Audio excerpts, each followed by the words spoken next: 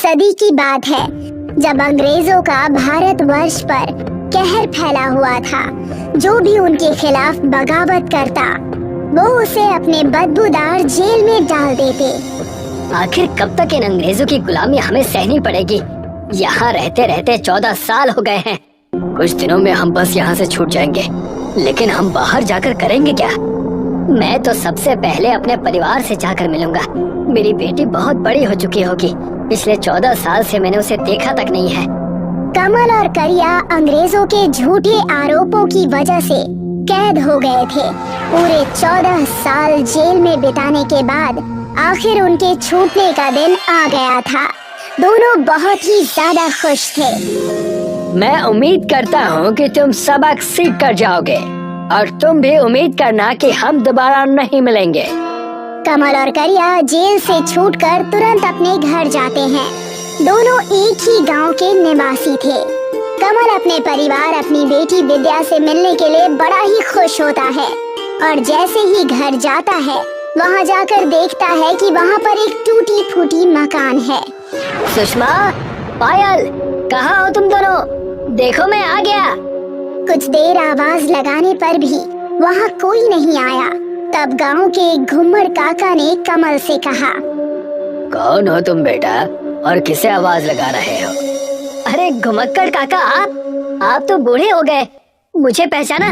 मैं कमल, आज ही जेल से छूटा हूँ। अरे आओ आओ कमल बेटा आओ। तुम्हारी तबीयत कैसी है? वो सब छोड़िए, मुझे ये बताइए कि मेरी पत्नी और मेरी बेटी कहाँ है? मेरी आंखें उन्हें देखने के लिए तरस गई हैं।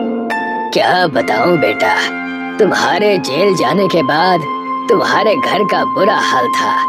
सुषमा बेचारी लोगों के घरों में जाकर झाड़ू बर्तन करती थी और तुम्हारी बेटी पढ़ाई के लिए तरस रही है।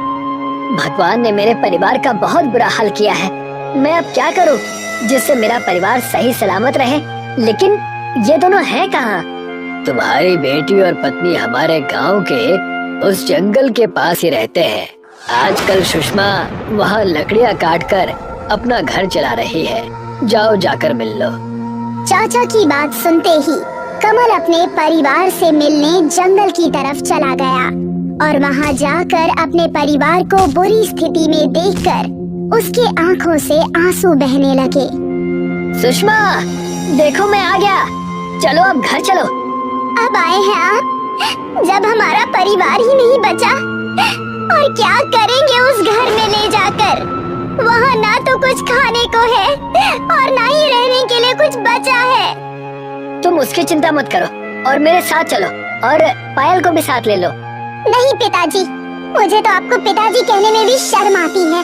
सबने हमें ताने मार मार कर ये हालत कर दी हमारी। अब आप मुझसे तभी मिलने आना जब आप काबिल बनकर लौटना। कमल अपने परिवार को बिखरता हुआ देख चुका था।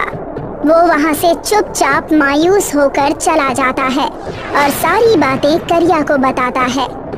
मैं जानता हूँ दोस्त, हम देश के लिए जेल गए और देश आज हमारा ये हाल कर रहा है। क्यों ना हम नौकरी ढूंढे? कहीं ना कहीं कोई ना कोई छोटा मोटा काम हमें मिल ही जाएगा। कमल और करिया कई जगह काम मांगने जाते हैं, लेकिन उनके जेल जाने की वजह से उन्हें कहीं भी कोई काम नहीं मिलता। पूरा कस्बा गांव सब छान मार लिया, कहीं कोई काम नहीं है। चलो वहाँ देखें, वहाँ एक भोजनालय नजर आ रहा है। जाकर देखते हैं, कहीं वहाँ कुछ काम लायक मिल जाए। कमल और करिया वहाँ जाकर काम मांगने की कोशिश करते हैं। तब वहाँ की मालकिन उनसे कहती है, चले जाओ यहाँ से, तुम चोरों का क्या भरोसा? कहीं मेरे ही यहाँ कोई लूटपाट कर दी तो? चले जाओ यहाँ से। करिया और कमल वहाँ से भी निराश होकर चले जाते हैं। कई दिनों तक प्रयास करने के बाद भी उनके हाथ कुछ भी नहीं लगता। तब कमल कहता है, ये सब उस जेल की वजह से हुआ है। ना हम जेल जाते ना ये सब होता। तो चलो उसी जेल के पास। कमल और करिया उस जेल के पास जाते हैं जहाँ वो 14 साल से रह रहे थे और वहाँ जाकर उसी अंग्रेज जेलर से कहते हैं, तुमने हमें बेमतलब के 14 साल जेल में रखा, जिस वजह से ना तो हमारे पास काम है और ना ही खाना। और हमारा परिवार तो हमसे मिलने से भी डर रहा है। तुम जैसे 2 कौड़ी के कैदी फिर से इस जेल में आ गए, तो तुम क्या चाहते हो कि तुम्हें हम और क्या दें? आप हमें काम दीजिए और क्या, नहीं तो तुम्हारी खैर नहीं। मैं तंग आ गया हूँ तुम जैसों से मिल मिलकर। हमेशा तुम्हारे जैसे कैदी यहाँ आकर काम की भीख मांगते हैं। क्या कहा? हमारे जैसे और हैं? क्या तुम बता सकते हो कि वो कहाँ मिलेंगे? खुद जाकर देख लो, मैं तुम्हारा नौकर नहीं हूँ। कमल और करिया सारे बेरोजगार जेल कैदियों को ढूंढने लगे। देखते ही देखते कई सारे कैदियों को जमा करने के बाद कमल उनसे कहता है, हम सबके पास कुछ काम नहीं है, लेकिन अगर हम मिल के कुछ करें तो हमारे पास ढेर सारे काम आ जाएंगे। लेकिन कमल भाई, हम करेंगे भी क्या? ना तो हमें कुछ आता है और ना ही कुछ सामान है करने के लिए। बिल्कुल, हमें तो समाज ने भी ठुकरा दिया है। इन सब के बीच अब नया क्या करें? तुम सब बस खाना खाना जानते हो क्या? उसके अलावा कुछ भी नहीं। लानत है तुम सब पर। लेकिन ये खाना बनाना भी जानता है।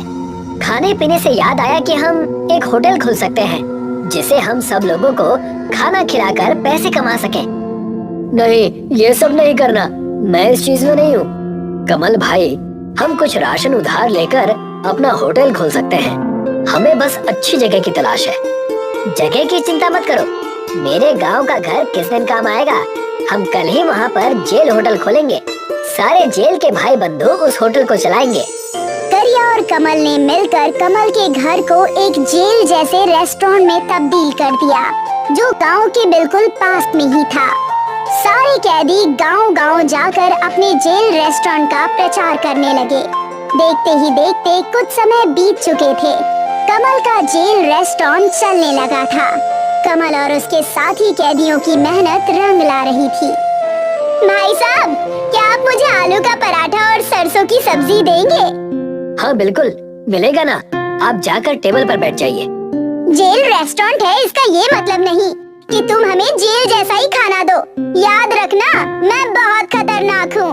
एक तरफ सारे जेल के कैदी खुश थे कि अपनी सजा काटने के बाद यही एक समय था जहाँ पर वो अपने परिवार से जुड़ने लगे थे। कमल का परिवार भी आकर जेल रेस्टोरेंट में मेहनत किया करता था, लेकिन दूसरी तरफ जेल के अंग्रेज जेलर को कैदियों के इस हलचल के बारे में पता चल गया था। मैंने सुना है कि ये जेल से छूटे हुए कैदी कुछ हलचल कर रहे हैं। क्या करे मालिक, इन्हें फिर से अंदर कर दे। हमें इनकी गुलामी ही चाहिए। इन्हें मिलावट का खाना बनाने के जुर्म में गिरफ्तार कर लो। और वैसा ही हुआ। अंग्रेज और उसके सिपाही अगले ही दिन जेल रेस्टोरेंट में पहुंचकर उन्हें मिलावट के सामान बेचने के जुर्म में गिरफ्तार करना चाहते हैं। मैं तुम सबको नकली जहरीला खाना बनाने के इल्जाम में गिरफ्तार करता हूँ। तुम 2 कौड़ी के लोग जेल में ही रहना डिजर्व करते हो, ना कि जेल के बाहर।